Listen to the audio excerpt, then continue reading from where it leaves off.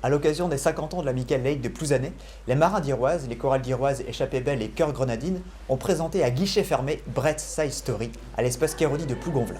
Conçue et coordonnée par Monique Perret sur un scénario de René Abjean et une mise en scène de François Hazan, la revue musicale a raconté et chanté l'histoire du Brest d'autrefois, son fameux quartier de recouvrance et de ses personnages célèbres hauts en couleur. Bonsoir. Bonsoir. C'est donc ici, Brest. Eh bien, Monique Perret m'a tout simplement demandé d'écrire quelque chose comme une comédie musicale. Alors écrire une comédie musicale, ça prend du temps. Alors qu'à partir des chants qu'elle chantait dans chacune, j'ai eu une idée de faire un scénario, justement, comme ça il y aurait très peu de choses à apprendre, par un ou deux nouveaux peut-être. Et c'est comme ça qu'est venue l'idée de ce Breast Side Story.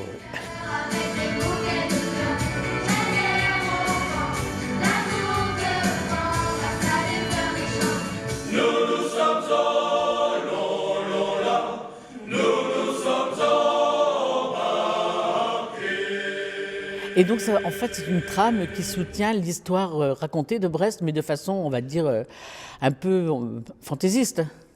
Fantaisiste, mais enfin j'espère qu'elle n'est pas trop fausse, qu'elle est en partie quand même réelle. Il y a des choses intéressantes là-dedans. Oui, c'est l'histoire des gens qui vont depuis la gare de Brest, qui vont jusqu'à Plouzané. En cours de route, et ben, ils voient tout. Ils voient la rade, ils voient le bateau qui part là-bas. Regardez, ben oui, il part à Ouessant, c'est le bateau d'Ouessant. Alors ils chantent les roses d'Ouessant, etc. Enfin voilà.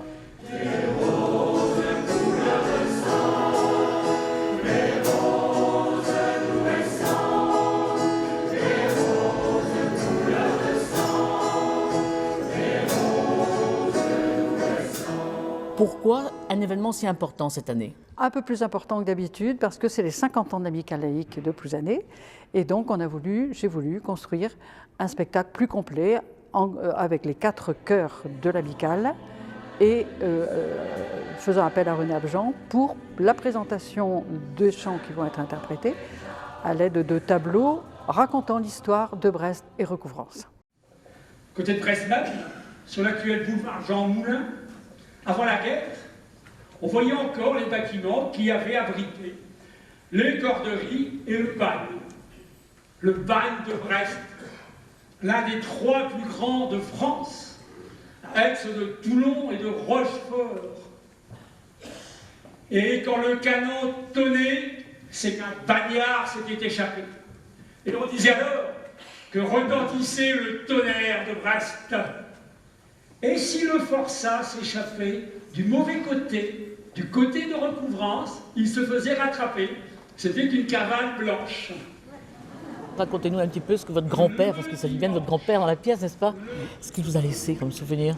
Eh bien, mon grand-père m'a laissé le souvenir d'un grand écrivain en tous les cas. Il a noué des amitiés, et notamment celle avec Pierre Perrault, qui est quand même une haute figure brestoise. Et parmi les œuvres qu'il a laissées, outre le roman L'auberge du chien jaune, on peut citer évidemment Fanny de Lanninon, qui est devenue pratiquement l'hymne des Brestois, que tout le monde chante.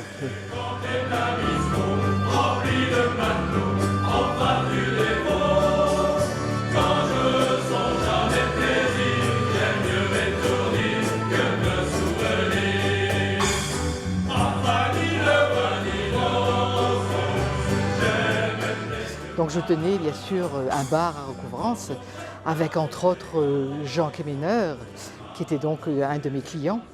Et le quartier de Recouvrance, c'est Fanny. C'est Fanny de Lanninon. Fanny de Lanninon et ses charmes. Et ses charmes. C'est pour ça que la tenue aussi est peut-être un petit peu particulière parce qu'il fallait quand même qu'on voit que Fanny ne sortait pas du premier couvent venu.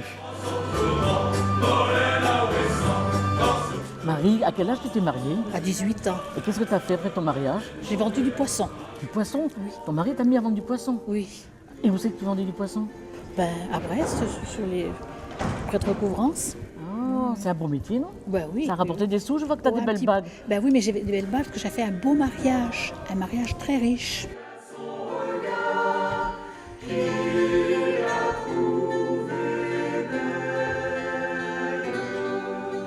Candice, tu chantes dans une chorale depuis combien de temps?